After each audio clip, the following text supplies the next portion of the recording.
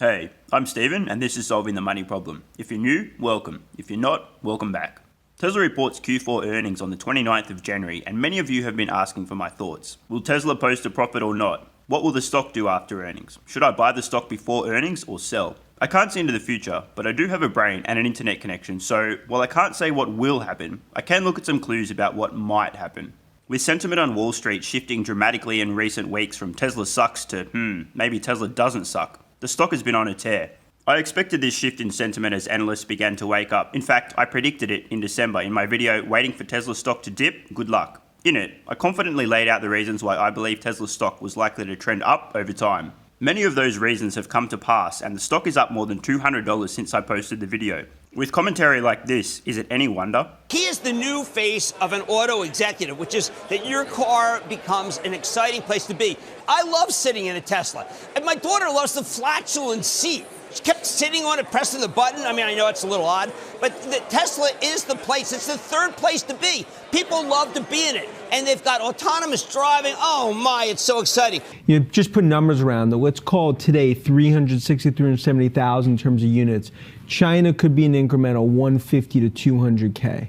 That's why the bull thesis, China's worth another $300 per share. That's how you get to that sort of uber bull thesis on Tesla. Mr. D, is a very, very interesting time for the auto industry. If you take a look at Tesla's market value surging past Volkswagen, I mean, how do you explain why investors are putting money in a company like Tesla, which is not making money yet, compared to a company like Volkswagen? I mean, Tesla is burning cash. You're making money. Yeah, you know, the market evaluation tells you something about the future, future expectations. And Tesla is having a product which basically describes the future of the auto industry, a fully connected electric car. And so there's a lot of evaluation about the future car. And I think Tesla is paving the way there. It's modeling something new for the industry. I think we are close to follow,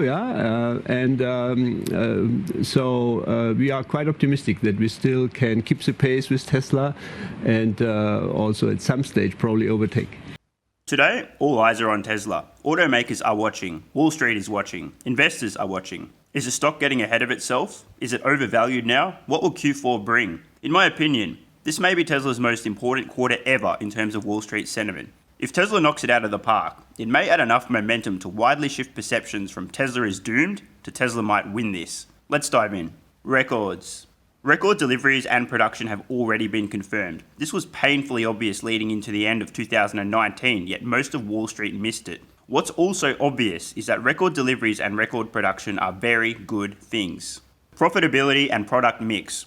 Unless there's an extraordinary, unexpected event, or I'm way dumber than I think, it's all but certain Tesla will post a net profit. For one, Tesla has continually found new efficiencies and steadily increased automotive margins on like-for-like vehicles. The exact same Model 3 being sold today is more profitable than the same Model 3 being sold a year ago, or 6 months ago, or 3 months ago. This is why Q3 surprised most of Wall Street. Yes, the product mix has changed. Q4 2018 saw many more performance Model 3s sold and higher numbers of S and X, which have much higher margins. But Tesla's continuous optimization means margins on low-spec versions are growing. Tesla delivered 90,996 vehicles in Q4 2018 and 112,000 in Q4 2019, a 23% increase. Admittedly, these are lower margin vehicles, but 23% more of them is huge.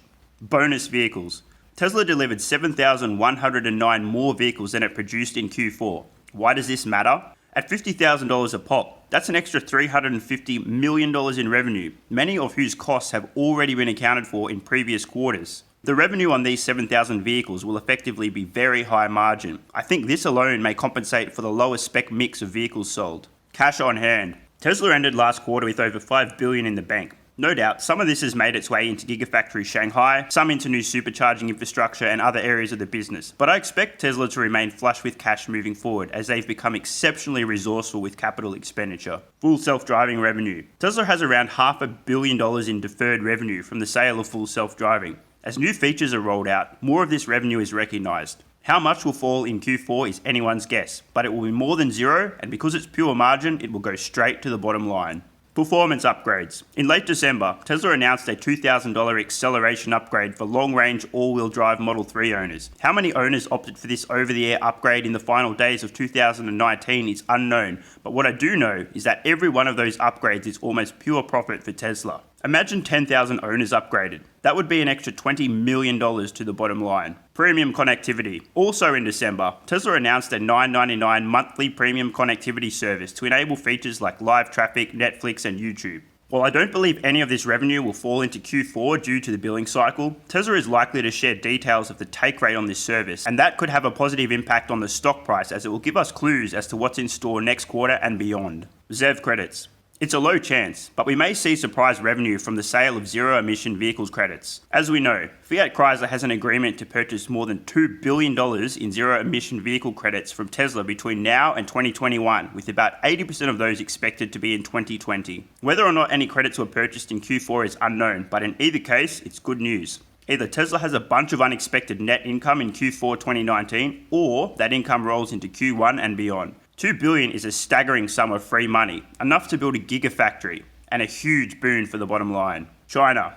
I'm turning into a broken record. Gigafactory Shanghai was built absurdly fast, in record time. Muddy field to production vehicles in less than a year. In Q3, Tesla confirmed that the Model 3 lines in China were built for 65% less capex per unit of capacity than the US Model 3 lines. This matters. Moreover, production ramped so fast that even Tesla bulls were surprised. Expect Tesla to share more info on China. We may hear about current and future production rates, planned expansion, order numbers, and most importantly, I suspect Tesla will announce their plans to begin manufacturing Model Y almost immediately. Germany. I'll be surprised if we see the Berlin Gigafactory completed before year end, but we'll probably hear a bit more on Tesla's European plans during the Q4 call. Anything other than we have been delayed will be good news. Model Y.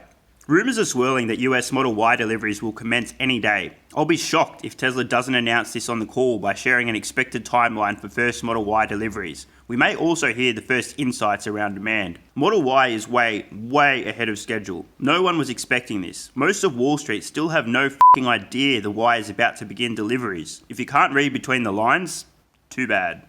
As I've said elsewhere, the Model Y will make Tesla billions. The global SUV market is about 30 million units annually. The Y is poised to take a nice slice of this. Battery and Powertrain Investor Day. I'll also be surprised if Tesla doesn't announce a date for their upcoming Battery and Powertrain Investor Day and drop a few hints about what's in store. I actually think, from an investor's point of view, this event will be one of the most important in the history of Tesla. We know Tesla's current battery and powertrain technology is absurdly far ahead of everyone else. It truly is embarrassing. Of course, Tesla isn't standing still. Their acquisitions of Maxwell Technology and Hybar Systems show that they're taking the necessary steps to remain in the lead and, more importantly, to scale annual battery output to multiple terawatt hours.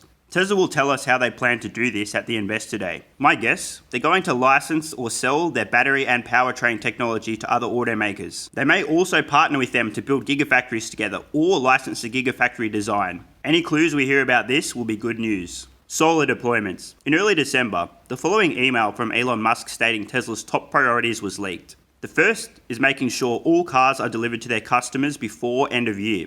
The second, just as important, is that we immediately increase the rate of solar deployments by a significant degree. We know Tesla hit their first priority out of the park. What about solar deployments? We'll have to wait and see, but that's the point. We already know Tesla's automotive business nailed Q4. Any growth in solar deployments will be good news and help the bottom line. Battery deployments. Tesla's battery business is by far its lumpiest, in part due to its relatively small size and in part due to the nature of its batteries, which range in use from powering single homes to powering entire islands. Tesla's grid-scale Megapack was announced in mid-2019, and it wasn't long before we heard about its planned use in a number of new projects, including the replacement of some fossil fuel peaker plants. Big batteries equals big revenue. Convertible debt. So one of the theses for the bears is the balance sheet. But when we look more closely at the balance sheet, they've got 3 tranches of convertible debt that have actually started to really trade up very sharply since the stock has moved so much. The reason is because these bonds convert into equity. And so you have $4 billion of 3 different tranches of convertible bonds. One converts next year, that's $1.4 billion, then $1.8, then another billion. So it's $4 billion that will convert if the stock is about $350 or higher over these various points over the next 4 years. So when you think about the balance sheet, That's $4 billion of debt that won't be there anymore. Now, there will be $4 billion of, we don't know exactly how much. Equity dilution. But equity. It's as if they're selling stock at the various strike prices of these converts. So if one of the bears' thesis of, we've got a real balance sheet issue here isn't there anymore, it seems to me that the target value, when you look at the upside, downside in the bear case, you got to think that it's higher now. Now, at 460, I don't know that I'd be a buyer, but I think the risk of the balance sheet really being a problem has gone down significantly. It's unlikely to be a focal point of the earnings call, but if it comes up, expect many investors who have no idea about the convertible debt to grow more bullish. It looks pretty likely that $4 billion of debt Tesla is carrying will effectively vanish in the coming years. That's helpful. There still hasn't been a short squeeze.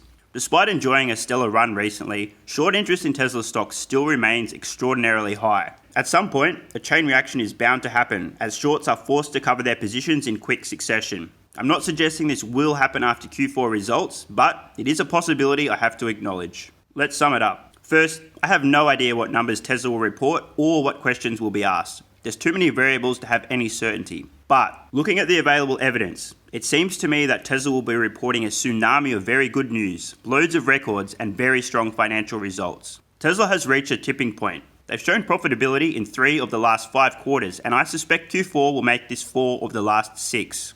Wall Street sentiment is shifting, but some analysts are slower than others, as are many retail investors who still are blind to what's happening. So, if I believe Tesla will report loads of records, very strong earnings, and lots of good news, does that mean the stock will go up? No, I could be wrong. And even if I'm right, the stock could do anything. Tesla is the most volatile stock I own. It was just 8 months ago that I was buying the stock in the 180s. As I record, it's over 560. The same thing could happen in reverse. But if we're being reasonable and thinking about probability, and if my assumptions of good news are correct, I think it's more likely that we'll see a positive reaction to Q4 earnings than a negative one, even if the news takes time to sink in. Don't buy or sell the stock because some clown on YouTube made a video about it. Use your own brain, weigh up the evidence, and act accordingly. Take responsibility, reason effectively, and go from there. If you're not confident enough to do anything but still want to learn, why not do a paper trade around earnings so you can see what would have happened without putting any money on the line? I recommend the WeBull app. There's a link in the description. If you're a nerd, love numbers and data, you'll love it. Either way, I'm just sharing my thinking, my reasoning, and my investing process. Don't be a sheep. Think and act for yourself. I'm Stephen Mark Ryan. This is Solving the Money Problem, and I love you all. Thanks so much for watching. Let me know your thoughts in the comments below. What are your Q4 predictions for Tesla? Will they show a profit or a loss? Do you agree or disagree with any points? And of course, if you have any ideas for future videos, let me know. I read all your comments. PS, if you're still watching, you're awesome. This channel has kind of blown up since it launched, and I'm working on making the best possible content for you guys, but it takes time.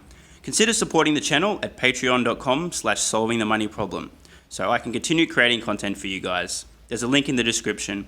Either way, the best kind of support is you being here and watching, so thanks again.